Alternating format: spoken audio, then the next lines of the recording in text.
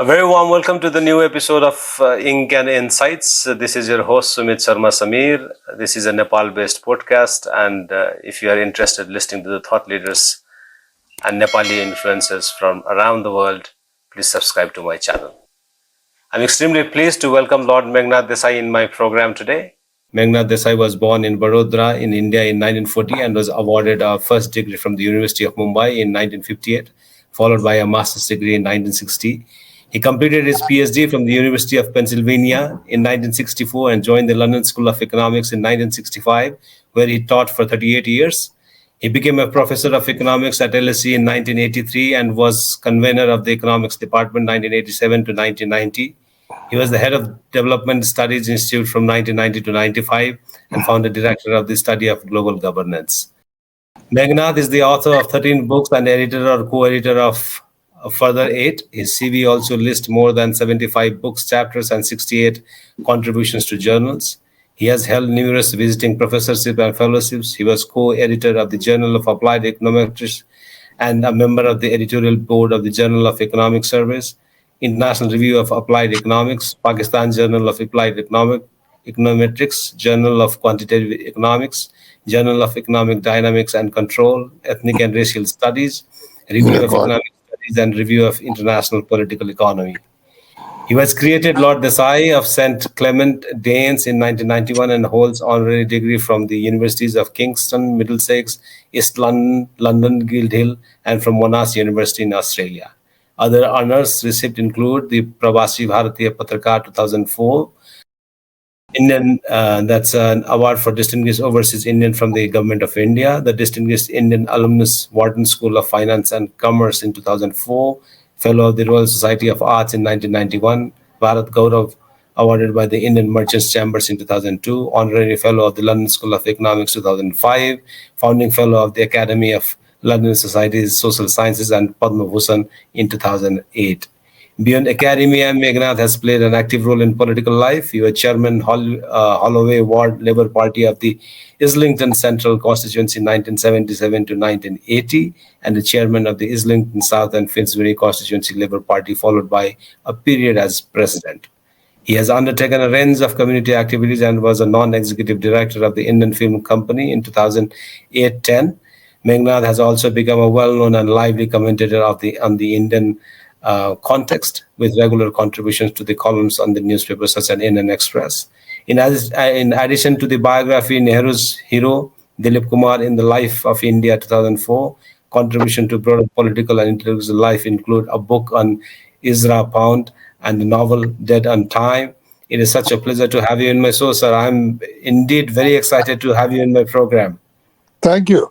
Thank you for Lord having Desai, me on the thank you so program. much for your time. You know more about me than I know. If I keep reading the whole program, the duration of the program will be over by your biography. Thank you. Thank you. Lord Desai, it's such a fascinating to witness that you had penned down your thoughts on range of issues on economics, politics, culture, Sure. fiction, movie, and whatnot. Did you always have this broad interdisciplinary interest? What inspired you for this? Well, I think we were in my days when I was in school and college. We were basically, and also at home, we were encouraged to read widely. And I Right. certainly was very much interested in reading widely. Just not my coursework and but everything else. Got me into a lot of trouble because my examiners never wanted to know all my other knowledge. They just wanted a straight answer. And I could never give a straight answer. But the thing is, I was very fond of reading. So I've spent much of my life in libraries. I had a Right. morning college, so in the afternoon I spent entire day in the library and just read and read and read. So I think reading and writing and lecturing are the three things I do. I don't do Right. anything else. Right. So, can you describe what inspired you to write your autobiography, Rebellious Lord? What message did you hope to convey through this book? Well, I thought I ought to write something, and then when I started writing, it more or less wrote itself because I wrote a very straightforward account. It's called whatever it is, Rebellious Lord. because in a sense I have always been also, while all these things, I've always been on the rebellious side because I've asserted my beliefs regardless of consequences. And I haven't done too badly from all that. So I can go on doing what I always do. Right, right. And how did you approach writing your autobiography? Were there any moments of reflection or discovery during this process for No, you? I think, I have a good memory. So I basically thought, let me just say a straightforward account. So, if you read it, I basically start with the date of my birth and basically follow through pretty logically. No, I thought, rather than people start saying, "Oh, I'm a very humble man. How can I write my autobiography? What do I have to say?" What? None of that nonsense. I just start with, "I was born in such and such date in such and such town." And then Right, I wanted to praise my circumstances, family, and so on in a particular context, because in India, like in Nepal, you're not right. just born; you're born in a specific social setting. Your Absolutely. family, your caste, your parents' preoccupations, your siblings, and so on, and then where you are, which town you are born in. And so basically, I wanted to, first of all, let's say about basically what happened, a straightforward account before Right, we get into all sort of other things. So I think this is a straightforward account. And, you know, uh, it got published nicely. I don't know whether it is selling or not, but I'm not interested in selling. I'm just interested in writing books. right. Selling is the publisher's worry, not my worry. True, true. Yeah, that's correct. So you have a very diverse career as an academic, economist, Indeed, yeah, politician, and a writer. sure. How have these different roles influenced your perspective on social change, societal change? Well, in a sense, to begin with, it was just basically academic. I was concentrated on studying. And I never thought I would have the good luck to be able to get a fellowship to go abroad. I thought my future had to be taking an IAS exam or some such hopeless stuff and passing and then becoming a bureaucrat all my life. But Right, luckily, the advantage was that when I had to appear for the exam for my foreign scholarship, there were no essay type questions. There were multiple choice. So I had right, no way of displaying all my useless erudition. I just had to answer questions, and I was judged to be very good at that. So I thought that was fine, and they right, gave me money to go abroad, which is very useful because I couldn't have afforded. My parents couldn't have afforded sending me abroad on their own money. So once right, I got there, I was on my own, and I just had to work very hard. So I worked very hard, and I finished in 2 years. I had a 4 year fellowship, but I finished it in 2 years, and then I got a job, mm, and in America itself. And then it turned out to be, when my job was over, I could have got a green card, but a green card meant I would have been drafted right, in the military forces. So I thought, no, I can't do that. So I left for UK and just right, stayed there. So that's the right. kind of, very straightforward progress from here to there. Right. Your views on socialism have evolved over time. Could you elaborate on how your political philosophy has changed, particularly from your early days to now? Well, I basically still consider myself to be somebody on the left. But I think the whole optimism that was there when I was young, say in the 1950s, about socialism being the great source. Indeed, when I was in my teens, the issue was not if, but how soon will India become communist. You cannot Okay. believe how amazing at least in urban areas like Bombay, the Hawa, as it were, the climate was very much left wing. and everybody thought that India would have a revolution any time very soon. Nehru would be exiled to the Andamans, like Chiang Kai-shek was exiled to Taiwan. And, seriously, people really thought so. Because also one interesting thing in India was that in what now called Bollywood, Right. films, there was a very strong left-wing influence. There are a lot Mm. of good left-wing writers like Khwaja Ahmad Abbas and Sahil Ludhianvi and Majru Sultanpuri. They were all left-wing. They were all members of the Communist Party. And they were Right. very freely uh, selling us a vision. वो सुबह कभी तो आएगी. That I don't know really know that Sahil Ludhianvi the song. Yes, yes, And I it have. is I an have. amazing romantic vision of when it's all the revolution will come and everybody will be happy. And we were all taken by that. And until uh, only in 1956, I was only 16 then, the de-Stalinization campaign came. But even that did not hurt the reputation of the Soviet Union. Khrushchev and Bulgarin came to India, and everybody. Ho Chi Minh, I've seen Ho Chi Minh passing by just a few yards from where I was standing on the road, and his Wow. motorcade was passing by, and things like that. So it was a very different atmosphere in those days in India. And then suddenly, within my lifetime, but what I never thought, the Soviet Union would Right. disappear from the earth, in 1991. And the Berlin Wall did not fall, it was destroyed by the people of East Germany. They Mm. physically destroyed it. And it was an amazing. So, in a sense, my view is that what Eric Hobsbawm has called the short 20th century, 1917, the date of the Russian Revolution, till 1991, the collapse of Soviet Union, the short 20th century. Yes, we all thought socialism was going to answer our questions. India especially, we thought, I see, by socialism, we never ever thought about equality. We thought about Right. state ownership. Mm. All it was state ownership. For Mm. example, take India. Nobody said, well, if you're a socialist country, we can't have the caste system. Nobody said anything about that. But we must have state ownership of means of production and things like that, which is basically jobs for the boys of the upper caste. That's all it was.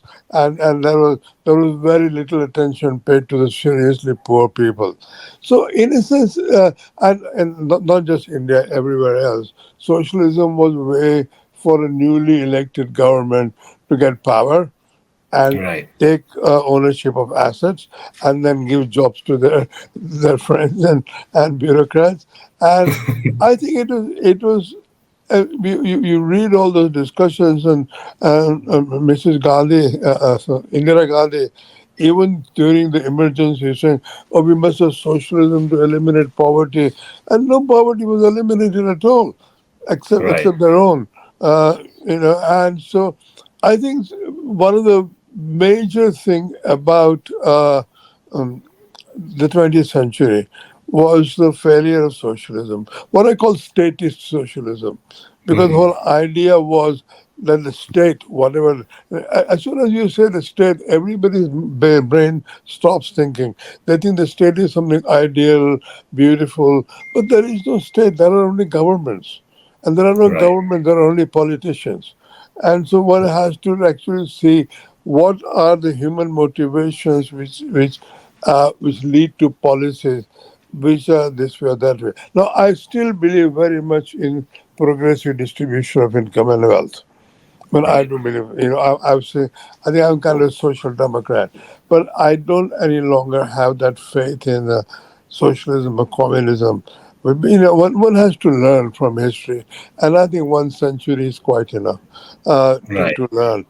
And I True. think basically the 20th century has told us this. Who would have thought that India as an independent country would last a democracy longer than the Soviet Union? Soviet Union collapsed in 75 years. Yugoslavia collapsed, and things like that. And indeed all of Eastern Europe has gone. China is the only, but China is now basically a capitalist country with a communist rule. Right. It's really basically they're given up the socialism as a socialist path as a economic solution. They they are just basically straightforward uh, capitalists, but they have very strong political control of the Communist Party. Well, capitalism has lived with all kinds of different political settlements, and this is just one of them. It's not Right. necessarily that democracy has to be there with capitalism. No, capitalism is very versatile sort of mode of production, and Right. it can live with almost any political system. So Right. that is the current thing. True, true. So, in that context, how do you view the current political landscape globally, and what do you see as the most pressing challenges facing societies today? Well, I think the challenge is still that we have a lot of inequality, even in rich countries, let alone in poor countries. I mean, we recently had in the UK itself, with the new Labour government, a very peculiar problem that if you are unemployed couple, then the state will give you welfare payments for only two children. You can't claim for more than two children. Right. Right? Now, there was a move soon after Labour government got elected to relax that rule. It was the opposition party, Scottish National Party, introduced a motion. And this recently elected government said, nothing doing, we don't have the money. Now, it's a very interesting thing. When there's a matter of giving a tax cut, there's always money because the tax Right. cuts go to the rich. Whenever there is a question of raising welfare payments, there's never any money. Suddenly, the budgetary problems rolled up. And so we still have this basically fundamental inequality of thinking that somehow doing anything for the poor has to be worried about my budget deficit and this and that and inflation. But giving income tax cuts to the rich is perfectly all right. And everybody applauds you. Oh, you encourage enterprise and how nice. So if you give money to the rich, it is enterprise. If you give money to the poor, it is a waste of money. And Right. that kind of political thing one has to resist. And if a newly elected Labour government with a comfortable majority cannot do something simple like that, you say, what is it all for? So when I was active in politics, I never ever advocated any tax cut. I was a higher tax man, and I basically wanted to make quite sure that this sort of income distribution would be corrected as much as possible. So I'm still of the opinion that we need a lot more effort to reduce inequality in the world, and basically I think some sort of capitalism is going to be there forever. I've written a book called Marx's Revenge. Yeah. I don't know whether you know about that. Well, that's Yes. basically on the idea that everybody's misunderstood Marx, and Marx never predicted, like an astrologer, the death of capitalism.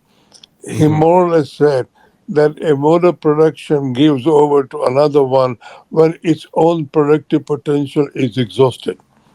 And as you saw from internet and now artificial intelligence, capitalism is going on, innovating still very sort of rapidly. So there's still a lot of life left in capitalism. So let's abandon this idea that, oh, it will all come to an end and Marx and Engels would preserve. Marx never said anything like that. Nobody. Lenin may have said it, or Mao may have said it, but Marx is innocent of all this. Right. He was basically starting to study a problem. He was not an astrologer. I call him an astronomer, and a social astronomer, not an astrologer. So, Right. so that's a great misunderstanding. So, in my book Marx's Revenge, I've said why socialism is not actually at all possible in the way in which Marx meant socialism. Okay. Okay. Yeah. So, no, I was coming to that point as societies, become more interconnected digitally these days. What Sure. challenges and opportunities does this present for democracy and individual freedoms? Yeah. You see, basically, you have innovations in communication like internet. You Right. have travel as much as people go in and out of the country, go to America, come back. Something. Even when I left India way back in 1961, it was still a very unusual thing to travel like that. Now people True. travel for weekends to Baku and Georgia from Absolutely. India for a holiday, and come back, or Singapore or whatever. So, in a sense, our whole perspective about distance has changed. 15-year-olds or even 10-year-olds have their mobile phone, and they can connect with this and other thing. I mean, in a sense, it's just so amazing that younger people are much better at these things than older people. So in a sense, Right. there is a continuous improvement and in productivity and information technology and so on. And what's very interesting is that as the quality of these things improve, their prices fall. They get Mm. cheaper. They get more. For example, I remember how much Indian political life or Indian social life has been changed by the mobile telephone. Absolutely. Even in villages, mothers have that mobile to make quite sure that their children are coming home safely from the school and things True. like that. It is absolutely astonishing. And within my lifetime, it happened. Late in my lifetime, it happened. Let's put it that way. And Right. now we just take it for granted that everybody has a mobile telephone of one kind or another. And I go on the street, and most of the younger people are just staring at their mobile phone, even as they're crossing the street. They have no eye for and so that kind of absorption is possible now, which wasn't possible when I was a young person. So there is an Absolutely. amazing amount of innovation and progress still going on, and we don't know what the next horizon is going to be. But at least within my lifetime, there has been a technological revolution, fifth or Sure. sixth technological revolution. Right, right. And given your background in economics, how do you assess the economic policies being pursued globally today? Are there any trends or developments that concern you? Well, I also when again when I was a student in Bombay, we used to study business cycles, the Mhm. growth and cycles. Now where people have stopped. In the sort of 1960s, somehow there was a superstition that Keynes had solved all problems, so there are going to be no cycles and things like that. Well, that proved to be a delusion. We've lived through very long periods of stagflation. We've definitely lived through long periods of inflation. And I would say, for example, at least since 2008, when the last big financial crisis was, the global economy has not actually grown anything like it was growing in the 1990s and things like, or even before the 1990s. So Right. we have long cycles. Now, I'm now past doing serious new research, but I was think that, for example, if you think from the oil shock of 1973, Right. when basically hyperinflation started, uh, the IMF abandoned the Americans abandoned the gold support of IMF, and then since then, see, gold used to be $35 an ounce, and now it is several thousand dollars an ounce, and that tells you how much inflation has been there. Now, in in a world like that. There are growth cycles. We are right now going through a long run recession in developed countries as well as developing countries. Because, for example, we now have people saying, oh, the UK is the fastest growing G7 country. And the growth rate is less than 2%. Well, how would Right. a growth rate less than 2% is practically zero? But everybody is measuring growth in terms of 1.5, 2.5% in rich countries. Okay, Right. some developing countries, India is doing 7% or 6% or whatever it is. China was doing better than that is now. We don't know how, but in Asia, there is growth, but elsewhere there is very little growth. In Europe, there is very little growth. In America, there is very little growth. So, in a sense, we're living through some kind of a long cycle of low growth. Now, we will get out of it. Maybe the AI will solve all our problems. Who knows? I mean, AI will make a lot of people redundant, and maybe there won't be an interview between you and me. There'll be a bot on my side and a bot on your side, and they will interview each. They will interview each other. But you know, definitely right now we are going through a lean phase of economic growth. Right. We're more concerned about inflation than about growth, but certainly Okay. growth is very low. Right, right. And how much time do you think it might take for the economy to sort of rebounds back? Who knows? I mean, as I said, everybody is right now focused on the artificial intelligence revolution being a big one. Okay. Just like Right. we had a dot-com boom and so on. But I'm kind of skeptical. Uh, I sort of believe in, okay, as it were, in very long cycles, and I think we are not out of the 1973 long cycle when hyperinflation started, and the global economy hasn't been good since then. So I think yes, it will come, but I don't know how it maybe another 10 years and so on Okay. before it become. I mean, Right. this is not like an exact science of precisely when the cycles turn and so on, but one has to keep on watching. At least right now, I don't see any global forces which will bring growth. Okay. Okay. And Lord Desai, given globalization has profoundly influenced societies worldwide, how do you Yeah. think it has impacted cultural identities and social cohesion? Well, I think identity you carry with you. You see, people are very much worried that we'll lose identity and so on. But take for example my own life. Okay, I was born in India, Yeah. and I've lived most of my life abroad.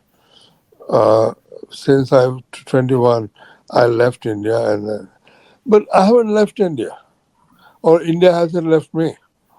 Yeah. I'm still concerned about what happens in India, whether I'm in India or not. I follow Indian politics. Most of my eating habits, or some of the cultural habits, True. I still like Bollywood songs, Exactly. and there's such Bollywood films as I remember. But in a sense, so one's culture is something very embedded in one, and of course, you could become cosmopolitan, and most of us should become cosmopolitan, because otherwise you become very narrow. But I don't think there is any danger people had that, oh, you lose your culture and you will become American, or one. I remember one of the worries my parents had, or my mother definitely had, that I would go abroad and marry a white woman. And I said, don't worry, I'll marry a black woman. I'll marry a black woman. And my mother was very shocked. She had no idea that there were black women in America. So, I said, but there are black women in America, don't worry. Uh, and so it is that people also have very, very peculiar ideas about what these foreign countries are like. But now Right. everybody goes abroad, more or less. People just go all the time, and because relative to their income, travel has become cheaper. Relative to their Right. income, not as such, but there are enough people, say in India, who travel quite a lot all the time, internally or externally. I'm sure the Right. same is true in Nepal, and so. To that extent, the global economy has grown. Maybe not very rapidly, it has grown. But we still have a lot of poverty. We still have a lot of inequality. And I worry more about poverty than inequality. Inequality is Right, a very peculiar thing to eliminate. But at least poverty we ought to be able to do something about. And we haven't been able to. right, right. And what advice would you give to young people aspiring to make a significant impact in politics or social change? I tell you what, never ever give advice to young people what to do, because because when I was young, I had no patience to listen to the elders, people telling me what to do, because I more or less used to say, well, I know what I'm doing. Thank you very much. Just go away. I no longer live in your world. I'm going to live in my world, and my world is going to be very different from your world. Right, And in a sense. I think I think at least my father and maybe my mother as well actually understood that when I went back first time, they realized that I was a different person after my study and so on. When I first went back for holidays, it was quite clear that I was no longer an Indian boy of 25 or whatever I was at that time, because in India, men especially take a long time to grow up, right. and your uncles and your father and everybody is there to help you, and they're looking forward to you asking for their help. And so they were all hovering around me, saying I would have something to say about. I had nothing to say. I was complete. I had lived independently for 4 years. I had managed in whatever little money I had. I knew I couldn't get any money from home. In those days the telephones were not good enough to be able to talk to people at home. So I just had to be completely independent, totally and Right, utterly independent. Unlike my siblings, who always had support, I just was on my own. And having been on my own, I certainly did not need any advice, any guidance, because I thought I know what I'm doing. Don't worry. I'm here for 2 months, but I'm off to London to teach and things like that. Oh, what will you do in London? I said, don't worry. I know what I'll do in London. I'll do whatever. So that kind of independence right, is only acquired in some way, and. My siblings and my other relations who had not gone abroad were still in that context of a social milieu in which other people help out. You go to your uncle or your such and such to say, well, this is my problem, what shall I do? Or they tell you anyway, whether you want it or not.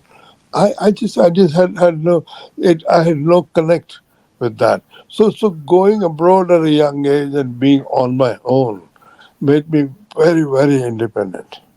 right, right. Lord Desai, we have witnessed a change in the geopolitics as well. I mean, people and nations are connected and, negotiating with different nations at Yeah, different levels. It's not sure. necessarily the same blocks that it used to be. So, do you think it would have an impact on global stability and governance? Well, one of the peculiar thing is that, like the economy, politics also goes through a very peculiar thing. I mean, in the 1990s, we thought, okay, the Cold War is over, we will have a peace dividend, and the world was globalizing, and everybody thought, oh wow, very, very kind of benevolent phase of the world. And now there are wars, there's the Ukraine and Russia war, there is Israel Hamas war, and we don't know what will happen to the Taiwan Right, China problem, and there are smaller things like India China things. So in a sense, the world is now again back to, uh, if not an active hot war, really a peculiar kind of flashpoints here and there. And I know in India, people are very much pro Russia, in terms of the Ukraine war. But over here in UK, we are all pro-Ukraine and anti-Russia. And so it's a very different atmosphere. But the concern with the Ukraine war, and of course the Israel Hamas problem, is very big, very divisive, socially Right. very divisive in UK as it is in US, because for the first time, in my memory, uh, the whole Palestine question has flared up in the public. When as you probably know, I left the Labour Party in 2020 on the grounds Yeah. of anti-Semitism, because at that time they were being anti-Semitic because the left was very pro-Palestine, and I don't mind being pro-Palestine or pro-Israel, but you can't be anti-Semitic. I make a distinction between being against the policy of the Israeli government, which Right. you can say, well, I don't like Netanyahu, but that's one thing. But you can't say all Jews are bastards. That you can't say. Right. And so I left as a side. But in a sense, right now, the society here in UK is very deeply divided between pro-Israel and pro-Palestine, and and I don't know how that big issue is going to be settled. I think of course, one may deplore the fact that the Hamas attacked in October, whenever it was, and a lot of people got taken hostage and so on. But basically, guerrilla movement or independent struggles have to do things like that.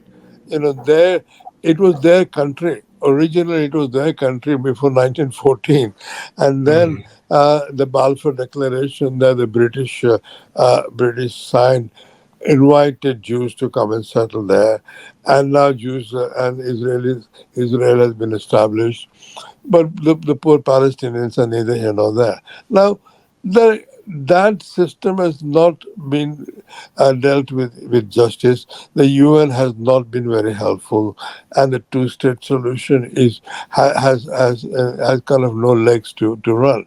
Now, Right. how we are going to settle that is one of the most difficult problems, because whatever is happening right now, there are already hundreds of Palestinian refugees in countries outside Israel, in Lebanon, Syria, and so on. No, but Yes. they have not been given citizenship, or they haven't taken citizenship of Jordan or Lebanon, Syria, because they want to still have the status as refugee Palestinians.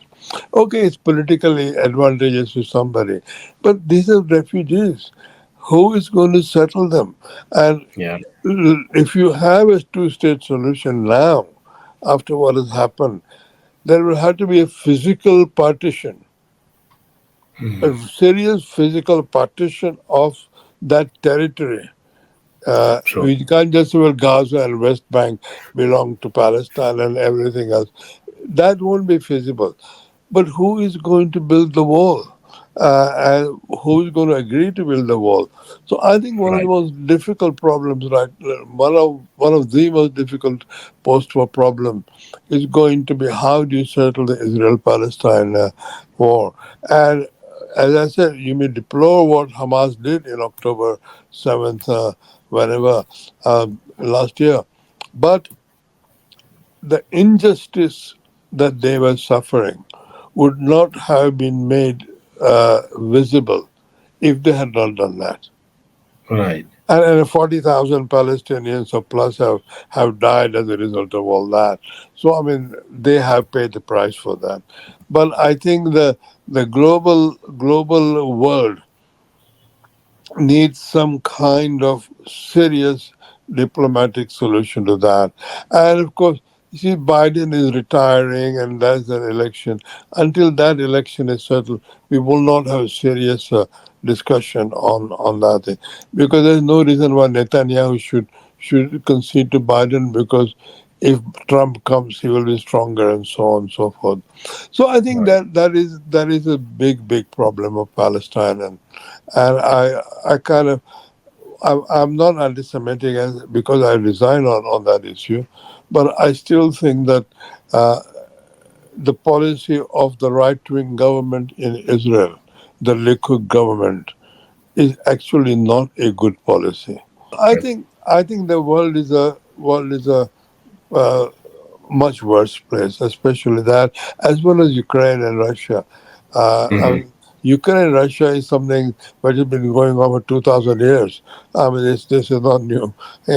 Ukraine's independence, Ukraine has been fighting independence off and on. I mean, it was, if you go back to 1917 and Russian Revolution, there was a problem at that time and so on. So, All right. uh, I had a colleague at LSE, and when a girlfriend asked him on their first date, uh, what is your greatest wish in the world? He said, an independent Ukraine. And this one Englishman, straight Englishman. He said, an independent Ukraine is my dream. And so there are people passionate about Ukraine's independence. This was way back in 1960s. So, Right. I mean, this has been going on for a long time, and some people passionately care about Ukraine, and I think I can understand what Indian foreign policy is about vis-a-vis Russia. But I Mhm. think India is not an important player in this, but Europe is, and it is a European responsibility to sort out Ukraine.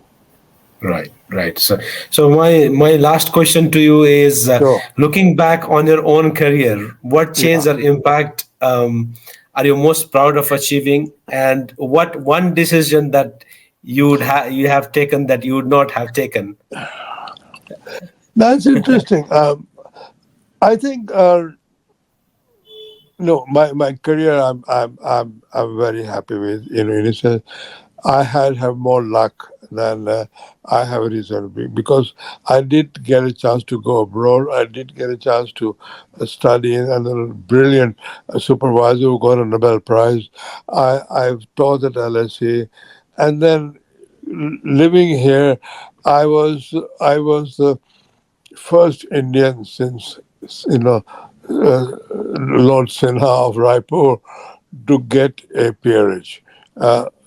First Indian male. We had an Indian woman, Sheila Flather, who got a peerage before me. But, we two were the first two way back in the 1990s. And to be so much honored by a country you've settled in, which is, one of the highest honor you can have. That's great. Right, And I've had, by and large, a very satisfying political and economic career. Can't complain. Uh, I'm obviously going to always complain about something or other, but I'm not worried. Oh, if only I had done such and such, I would have been. No, no. I think basically. Good so far. I'm 84 now, and so it's not a bad innings.